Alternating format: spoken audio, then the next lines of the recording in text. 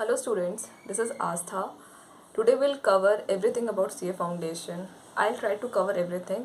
अगर मेरे से कुछ मिस हो जाता है बाई चांस तो आप मेरे को नीचे कमेंट में मेंशन कर सकते हो and I would solve your queries in that. Let's start the video. सबसे पहला यू नीड टू नो कि CA foundation is an entry level exam and it's not stream specific. अगर आप किसी भी स्ट्रीम के हो, आप कॉमर्स स्ट्रीम के हो, आप साइंस स्ट्रीम के हो, डजेंट मैटर। अगर आपको चार्टर्ड अकाउंटेंट बनना है तो आप CA फाउंडेशन दे सकते हो and it is an entry level exam, right. दूसरा चीज़ आपको ये समझना पड़ेगा कि आफ्टर यू हैव कब आप एलिजिबल होते हो to fill the exam form and to get yourself registered. तो when you have passed your 10th exam and you've appeared for your 12th exam, only then you can register yourself, right?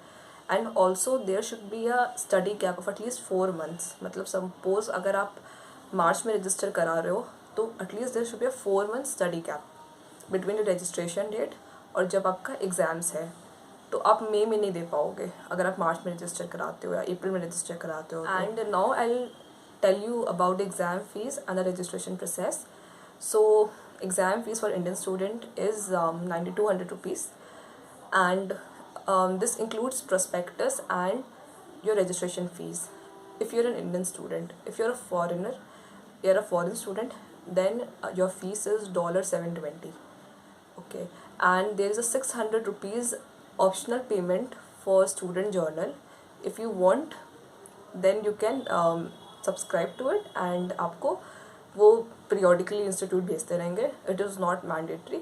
उसके बाद will see कि अगर आपको suppose मई में exams देने हैं तो आपको एटलीस्ट 1 जनवरी के पहले रजिस्टर कराना पड़ेगा।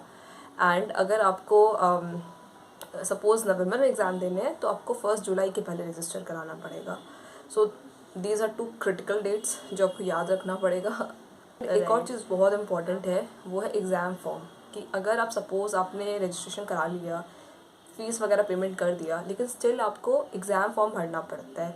जो एग्ज़ाम्स के 1-2 महीने पहले आते हैं वो आपको पोर्टल पे चेक करता रहना पड़ेगा। This is not exact date कि इस दिन आते हैं, 2 महीने पहले आते हैं टेंटेटिवली।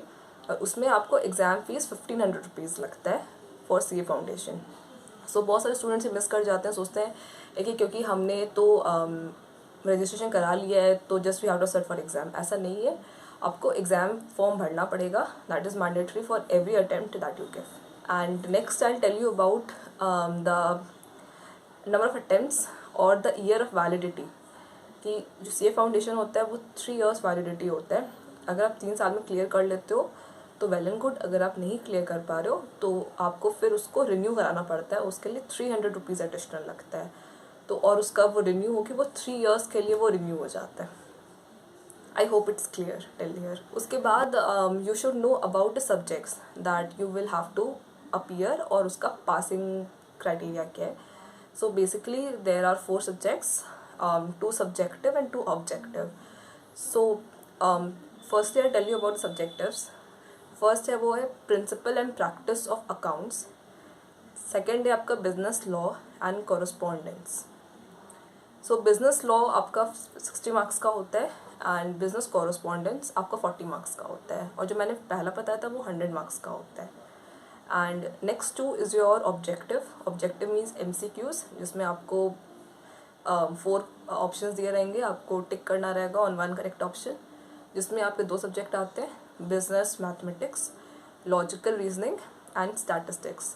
सो एज नेम स्टेट्स इसमें 3 अलग क्लासिफिकेशन है। फर्स्ट है बिजनेस मैथमेटिक्स जो 40 मार्क्स कवर करता है, then there is a logical reasoning जो 20 मार्क्स कवर करता है, एंड नेक्स्ट स्टैटिस्टिक्स जो 40 मार्क्स कवर करता है।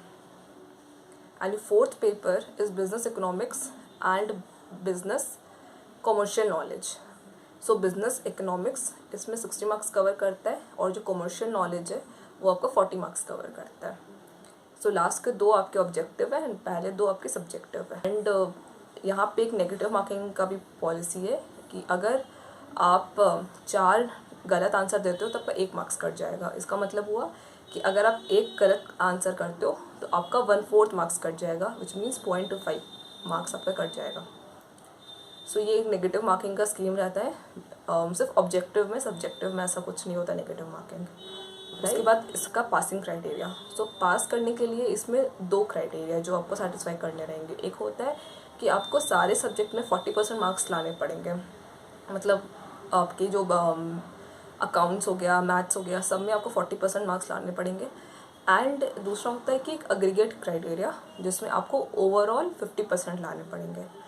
I will give you an example for this, इससे आपको और क्लैरिटी है कि सपोज़ आपने एक सब्जेक्ट का एग्ज़ाम दिया जिसमें आपको 40 से कम आ गया, लेकिन आपका जो ओवरऑल चारों सब्जेक्ट का मिला के वो 50% से ज़्यादा है, even then you won't be able to qualify, क्योंकि आपको दोनों क्राइटेरिया फुलफिल करना पड़ेगा कि सारे सब्जेक्ट में आपको 40 मार्क्स से ज़्यादा आना चाहिए एंड जो ओवरऑल मार्क्स है वो आपका 50% से ज़्यादा होना चाहिए। सो ये चीज़ आप नोट करके रखो, ये बहुत इंपॉर्टेंट है। And this is pretty much everything you need to know about CA foundation अगर आप रजिस्टर करा रहे हो अपने आप को तो। In next coming videos I'll try to cover up regarding what is the registration process, regarding how you should actually get yourself registered. So I'll provide you guidance of the same, so you can stay tuned for the next video. And also आप ये चाहो तो video अपने friends के साथ share कर सकते हो who wants to get themselves registered, so that they can also know everything about CA Foundation and they don't miss anything regarding exam form and registration dates कि फिर आपका टाइम वेस्ट ना हो। So thank you guys, thank you for watching.